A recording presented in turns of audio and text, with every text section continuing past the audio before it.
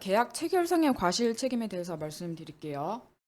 체결상이라고 표현이 되어 있죠. 그러면은 이거는 계약이 완전하게 체결이 안 됐다는 그런 의미예요. 결국에는 계약서를 쓰다 만 거죠. 아니면은 혹은 계약을 하려고 뭐 이리저리 알아봤고 뭐 이 사람이 알아서 뭐 허가권 받아준다고 하고 뭐 준비해 가는 것처럼 보여가지고 내가 얼마 돈을 들여서 이렇게 했는데 알고 보니까 그 사람이 그 계약을 이행할 수 없는 사람이었어요.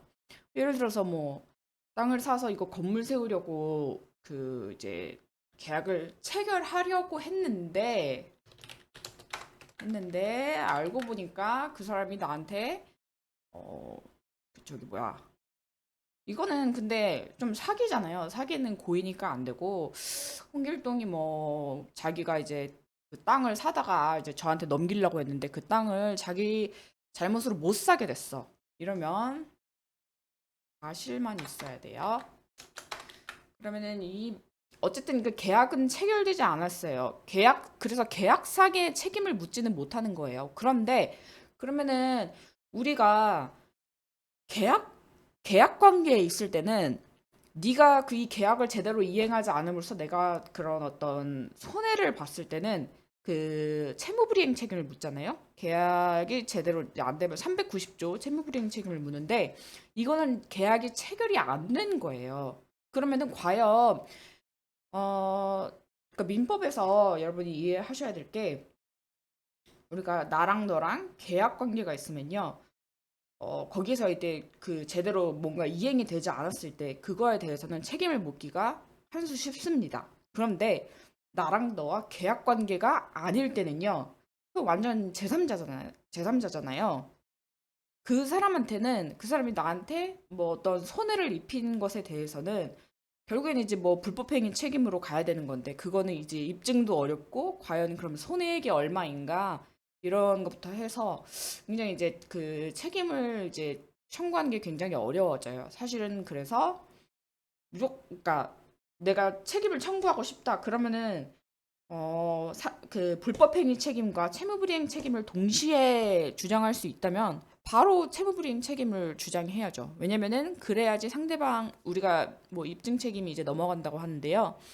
우리가 이제 그 입증을 해야 되는 그런 책임도 줄어들고, 그리고 엔간하면 이제 뭐 네가 잘못해서 뭐 그런 거다, 계약상 뭐 채무불이행 책임지라. 실제로 그 뭐 예를 들어서 요즘 이제 문제가 많이 되고 있는 게 직장 내 괴롭힘을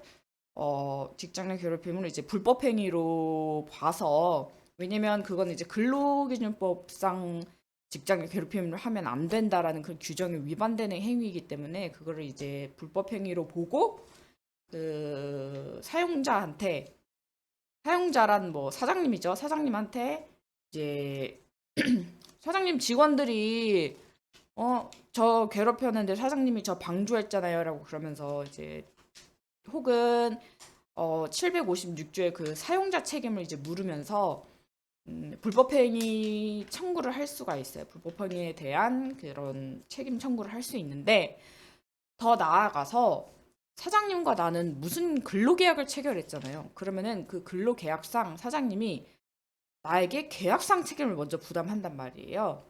그래서 그 사장님한테 보통 이제 불법행위 책임도 물론 부담시키려고 하지만, 이런 계약상 책임을 부담시키는 게, 계약상 책임을 주장하면서 돈을 달라고 하는 게 더 유리하기 때문에 보통은 채무불이행 책임으로 이제 몰고 갑니다. 그래서 이제 말씀드렸듯이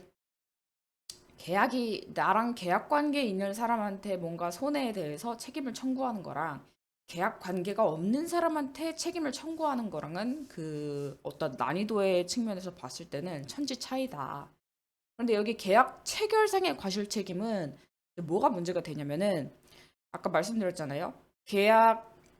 이거는 계약 체결이 안 된 거죠. 계약 체결상의 과실 책임이니까 결국엔 계약이 체결되지 않았는데, 그러면 나랑 계약을 체결하려고 했던 이 사람한테 계약 책임을 물을 순 없고, 그러면은 그 사람한테 어떻게 내 책임을 물을 수가 있지?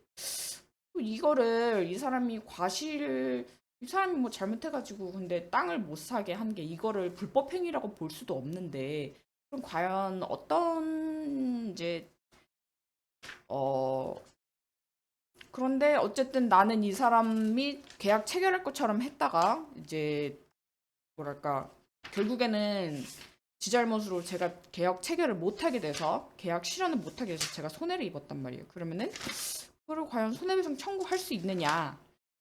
자, 청구할 수 있다고 합니다. 535조에 나와 있죠. 어,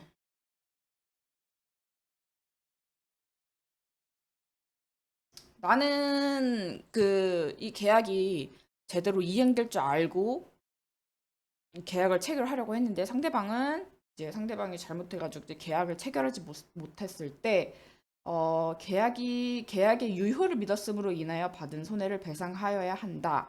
그러나 그 배상액은 계약이 유효함으로 인하여 생길 이익액을 넘지 못한다. 되게 어렵게 되어 있죠. 어, 되게 어렵게 되어 있는데 일단 계약 체결상의 과실 책임을 우리 판례는 지우고 있고 이 규정을 통해서 지우고 있는 거죠. 그래서 이제 보통 이 계약 체결상의 과실 책임을 부담하는 주체가 지는 그런 부담 책임을 뭐라고 하냐면요. 신뢰 이익만큼 배상해야 된다고 그렇게 표현을 해요. 근데 여기 규정에서 535조 1항에서 보면은 계약이 유효함으로 인하여 생길 이익액을 넘지 못한다. 이게 이행이익이라는 거거든요. 근데 이 신뢰이익과 이행이익을 어, 구별하는 것은 굉장히 어렵습니다. 그래서 그냥 계약 체결상의 그리고 아마 여러분 시험에서는 이 계약 체결상의 과실 책임을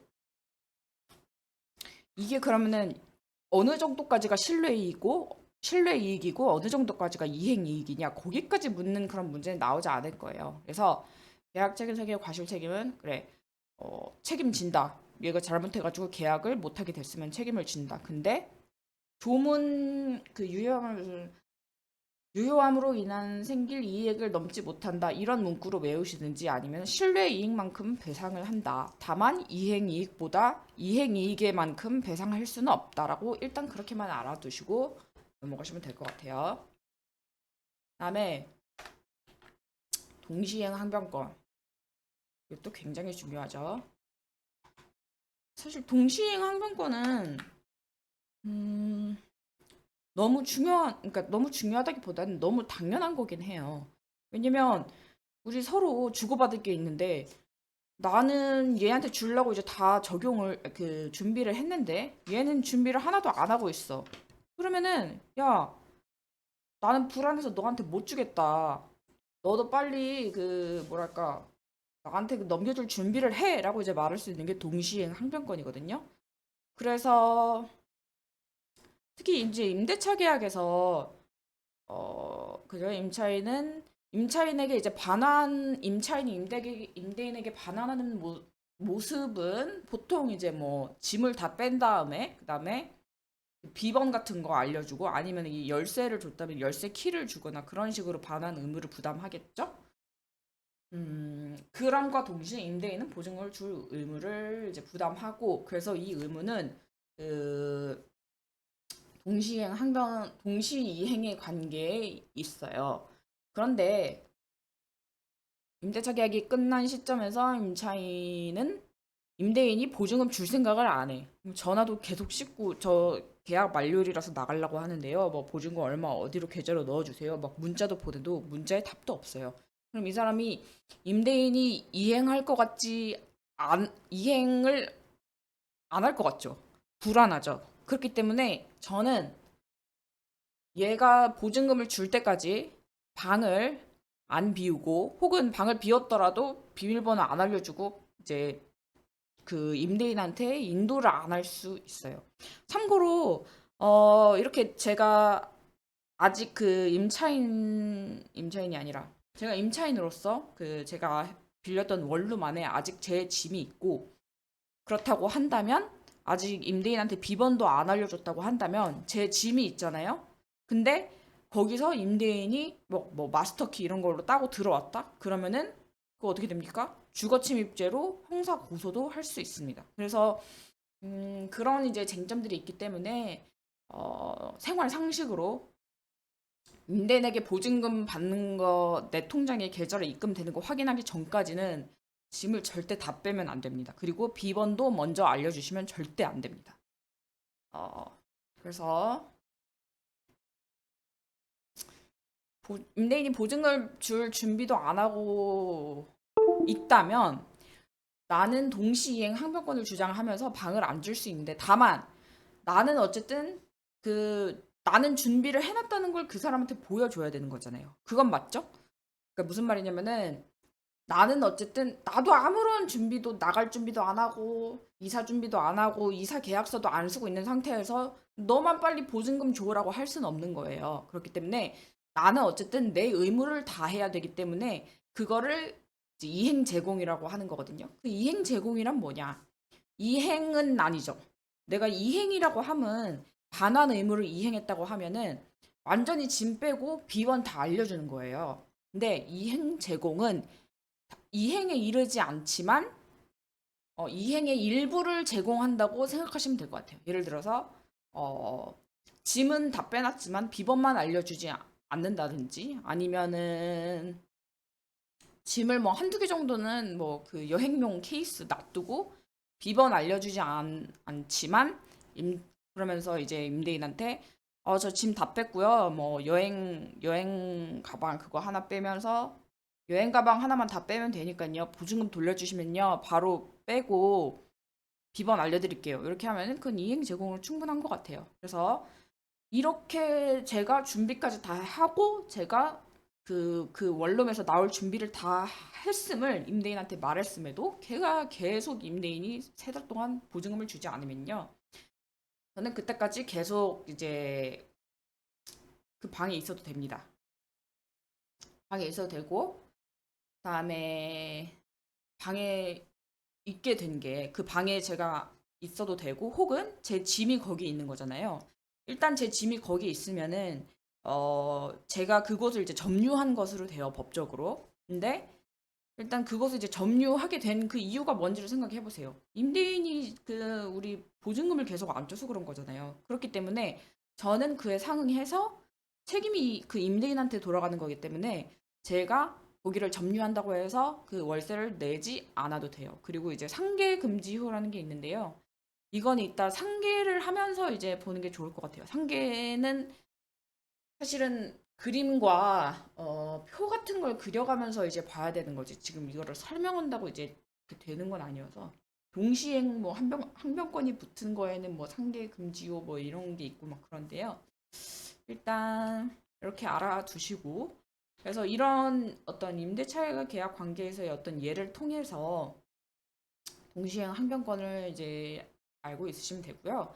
대부분의 쌍무 계약에서는 동시행 항변권이 이제 있기 때문에 동시 이행 관계가 아니라고 판단한 그 판례를 보면서 아, 왜 판례가 이거를 아니라고 했을까? 거기에 이제 판례가 뭐 또 이렇게 뭐뭐뭐뭐 함으로 이렇게 써놔져 있어요. 그래서 그런 판례를 보면서 동시행 관계가 얘네는 아니구나.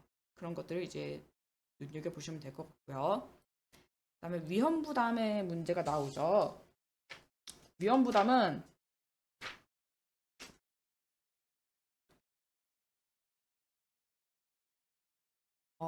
우리가 계약을 체결하긴 했어요. 근데 계약을 체결했는데 계약이 제대로 안 이루어졌어요. 그러면은 예를 들어서 여기 제가 예를 써놨어요.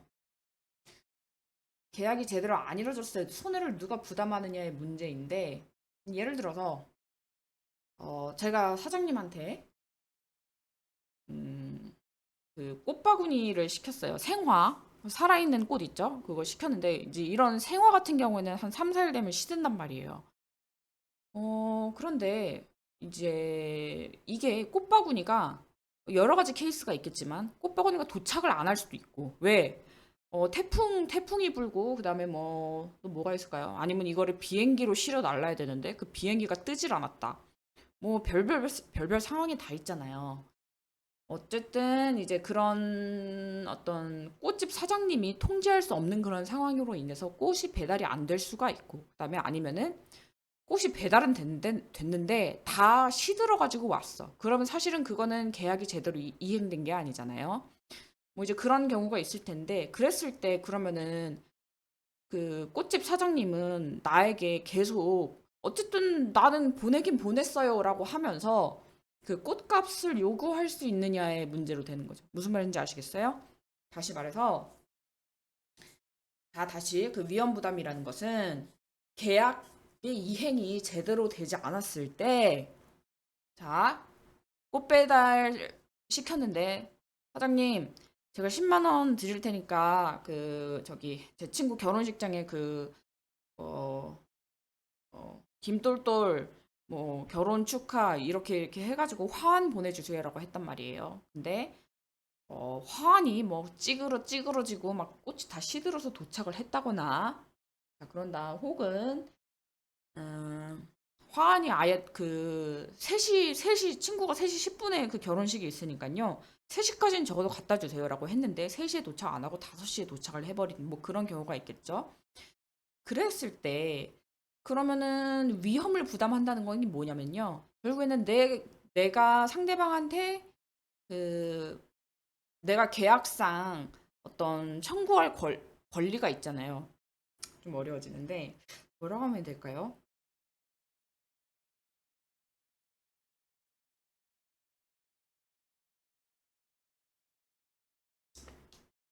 위험 부담의 의의를 보시면 쌍무계약에서 발생한 일방의 채무가 채무자의 책임 없는 사유로 후발적 불능이 되어 소멸하는 경우, 자, 일단 꽃 배달을 제대로 못 해줬어요. 근데 어쨌든 그러면은 사장님은 꽃을 배달할 의무를 지고 저는 꽃값을 줄 그런 의무를 진단 말이에요. 근데 이제 사장님은 어찌됐든 뭐 이상하게라도 이렇게 꽃 배달을 해줬어. 근데 다 식어가지고, 아니, 다 식은 게 아니라 다 죽어가지고 이제 꽃이 배달이 됐어요. 그럼 사장님의 의무는 일단 뭐 이행했다고 봅시다. 그러면은 저는 꽃값을 줘야 되나요? 말아야 되나요?의 문제인 거예요.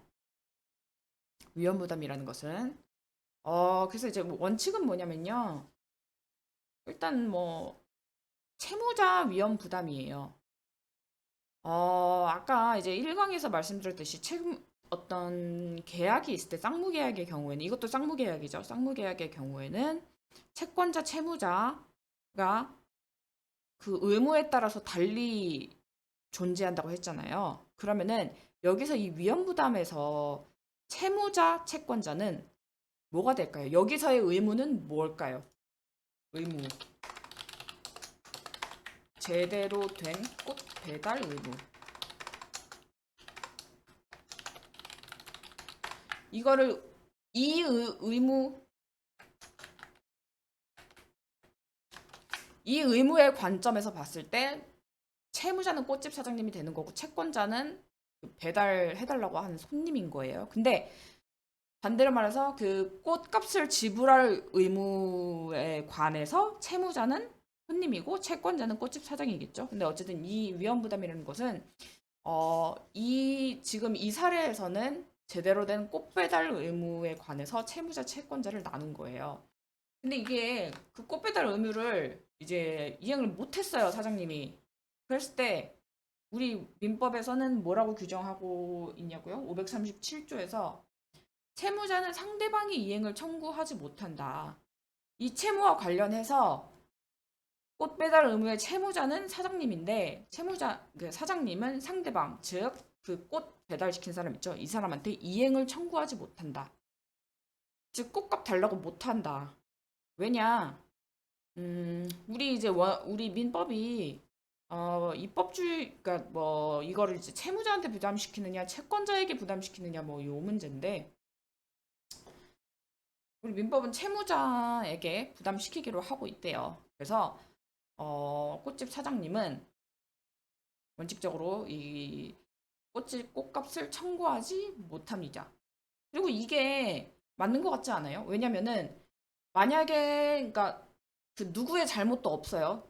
제일 이제 들기 쉬운 예가 기상 악화거든요. 뭐 태풍, 지진 전쟁이 났어. 뭐 이런 것들 있잖아요. 이거는 채무자든 채권자든 자기네들이 통제할 수 있는 그런 상황이 아니잖아요. 그 채권자, 채무자 모두의 그런 과실이 없는 상황에서 어쨌든 채권자는 그 요 사례에서 어쨌든 채권자는 자기가 원하는 걸 얻지 못했잖아요. 채무자도 물론 뭘 하긴 했겠지. 뭐 꽃도 꽂았을 수도 있고, 뭐 어디다 뭐 전화해가지고 뭐 대신 배달해 줄 수 있냐, 뭐 이렇게 하긴 했는데, 어쨌든 결과적으로 채무자가 노력을 하긴 했지만 채권자는 자기가 원하는 것을 못 얻었어요. 그러면은 거기에 대해서 과연 채권자를 만족시키지 못했는데 거기에 대해서 채무자가 돈을 달라고 한다면 채권자 입장에서는 또 억울하지 않겠어요? 나는 내가 꽃 시켜서 꽃을 못 받았는데 태풍 때문에 그럼 꽃을 못 보내줬다고 하면은 그러면은 꽃값 당연히 못 받는 거 아니에요? 라고 생각하겠죠? 그래서 그렇게 생각하시면 될 것 같아요. 그 다음에 다만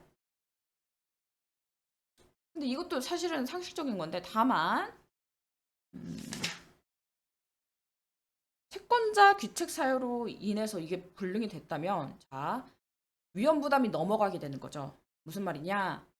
사장님은 다 준비 다 해왔어. 그래서 그 꽃 배달하려고 하고 있는데 이 손님이 계속 안 나타나. 왜? 손님이랑 그 꽃 배달 아저씨랑 압구정 3번 출구에서 저녁 8시에 만나기로 했는데 이 사람이 여자친구 만나야 된다면서 나타나질 않는 거예요. 그래서 이제 그 사장님은 계속 이제 기다리다가 결국 집에 돌아갔어요. 그러면은 이거는 누구 잘못 때문에 이게 실행이 안 된 거죠? 이거는 손님 때문에 실행이 안 된 거잖아요. 그렇기 때문에 여기에서의 여기도 마찬가지로 위에랑 마찬가지로 꽃을 갖다 줄 그런 의무를 부담하는 자가 꽃집 사장님이고 이 사람이 채무죠. 근데 이 채무자의 채무 이행이 채권자, 이 손님 때문에 불가능해진 거잖아요. 그러면은 이런 때에도 꽃집 사장님이 그 꽃값 청구 못 한다고 하면은 그건 진짜 너무 억울하지 않겠어요? 왜냐면 나는 내가 할 일을 다 했는데 제 잘못으로 이거를 못 받아간 거잖아요. 그렇기 때문에 이거는 538조 1항, 2항에 의해서 1항이죠. 1항에 의해서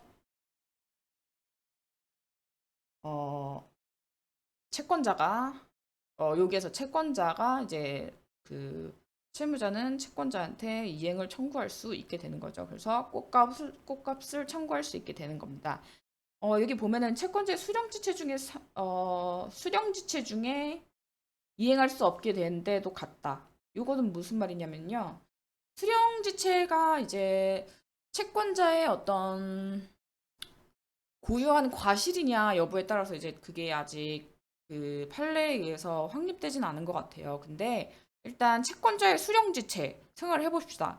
내가 뭐 5월 5일 5월 5일 오후 5시에 분명히 어디 만나가지고 그 사람한테 이걸 전달받기로 했는데 그 사람이 3시간 동안 안 나타나요. 그러면은 이 채권자는 이거를 받으러 오지 않은 거죠. 받으러 오지도 않았고 그다음에 그래서 어 계속 안 받고 있는 그런 상황이잖아요. 그런 걸 이제 쉽게 채권자 지체라고 하는데 수령 지체라고 하죠. 근데 수령 지체라고 하는데 채권자 지체나 수령 지체나 그냥 거의 비슷한 의미예요. 그런데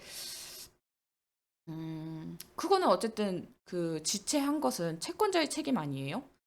이거는 불가항력적인 사유가 있었다는 게 있다면은 그러면은 당사자 쌍방의 책임 없는 사유, 그러니까 수령지체가 아니라 당사자 쌍방의 책임 없는 사유인데 사유가 있었는데 이게 이행이 안 됐다고 하면은 아까 말했듯이 채무자의 부담으로 가는 거죠. 근데 지금은 얘기가 다르잖아요. 수령지체라는 상황이 있는 거잖아요. 수령지체. 일단 채권자의 잘못이잖아요. 수령지체는. 그 시간에 안 나타나. 만약에 이 사람이 전쟁이 나서 폭탄을 맞아가지고 이제 못 나타났다. 그거면은 이제 수령지체라고 표현할 수 없죠. 근데 이거는 이미 수령지체라는 표현이 들어갔다는 것은 채권자의 어떤 뭐 책임 혹은 과실이 있다는 것을 의미하기 때문에 이거는 채권자의 수령지체가 있을 때에는 당연히 채무자는 자기 할 거 다 했으니까 그 반대급부를 청구할 수 있다는 그런 의미인 겁니다. 이렇게 이해하시면 될 것 같고요. 그다음에 제3자를 위한 계약 볼까요? 조금 쉬었다가